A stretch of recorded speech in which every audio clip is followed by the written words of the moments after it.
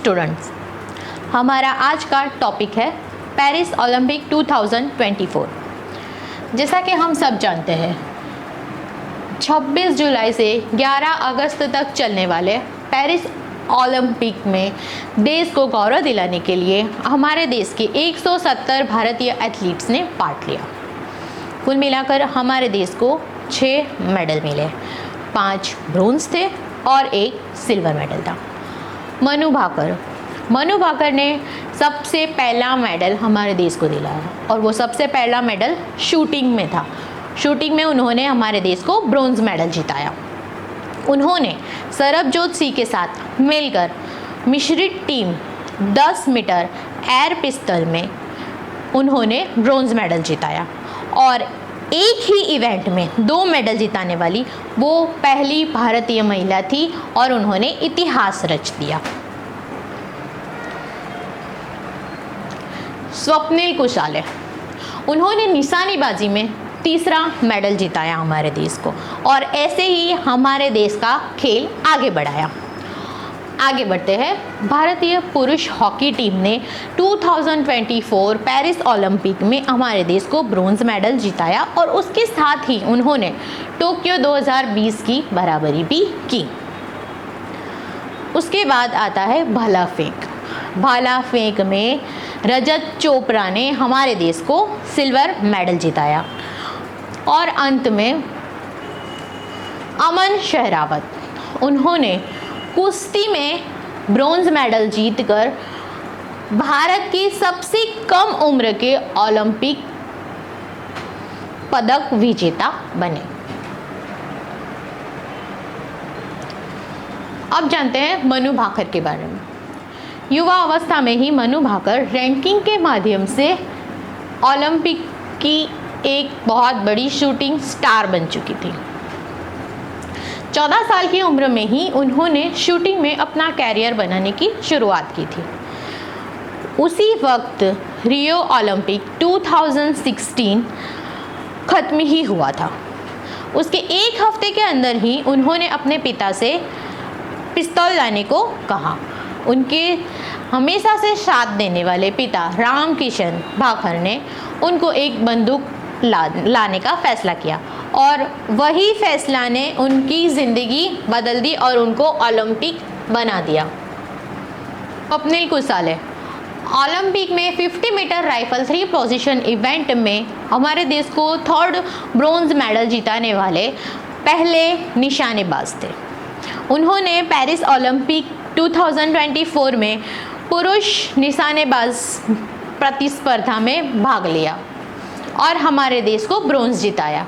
स्वप्निल कुशाले का जन्म 6 अगस्त 1995 में पुणे में हुआ था। वह एक किसान परिवार से आते थे।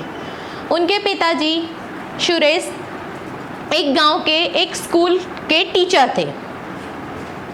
उन्होंने महाराष्ट्र सरकार के खेलों के लिए समर्पित प्राथमिक कार्यक्रम क्रीड़ा प्रबोधिनी में उनका नाम दर्ज करा दिया। 1 साल के कड़े प्रशिक्षण के बाद स्वप्निल को इन खेलों में से कोई एक खेल सिलेक्ट करना था। उन्होंने तब ही निशानेबाजी में अपना कैरियर शुरू किया और उन्होंने निशानेबाजी ही सिलेक्ट की।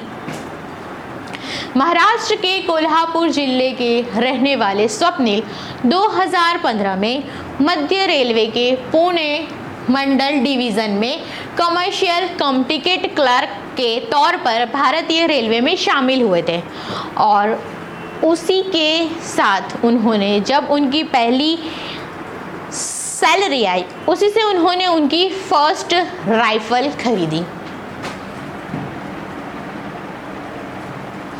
नीरज चोपड़ा का जन्म 24 दिसंबर 1997 में हरियाणा राज्य के पानीपत नामक शहर के एक छोटे से गांव खादरा में एक किसान रोड समुदाय में हुआ था। नीरज के परिवार में इनके पिता एक छोटे से किसान थे और उनकी माता जी गृहिणी थी। नीरज ने 11 साल की उम्र में ही भाला फेंक में अपना कैरियर बनाने का सोच लिया था। उन्होंने पानीपत में जय चौधरी को प्रैक्टिस करते देखा था, तब से उनके दिमाग में भाला फेंक में ही अपना करियर बनाने की बात चल रही थी। भारतीय भाला फेंक खिलाड़ी टोक्यो 2020 में ओलंपिक में उन्होंने हमारे देश को गोल्ड मेडल जिताया था और उसी तरह उन्होंने पेरिस ओलंपिक 2024 में भी हमारे देश को गौरव दिलाया। उन्होंने हमारे देश के लिए सिल्वर मेडल जीता। अमन शेहरावत। अमन शेहरावत एक भारतीय फ्री स्टाइल पहलवान है जो 57 केजी वेट मतलब 57 किलो वजन के लिए किलोग्राम भार वर्ग में प्रतिस्पर्धा करते हैं। उन्होंने हमारे देश को ब्रोंज मेडल जिताया और सबसे कम उम्र में ब्रोंज मेडल जीतने वाले ओलंपियन बने। अमन शेहरावत को कुश्ती में जाने की प्रेरणा सुशील कुमार और रवि दहिया से मिली। पेरिस ओलंपिक 2024 में ब्रोंज मेडल जीतने वाले सबसे कम उम्र के ओलंपियन थे।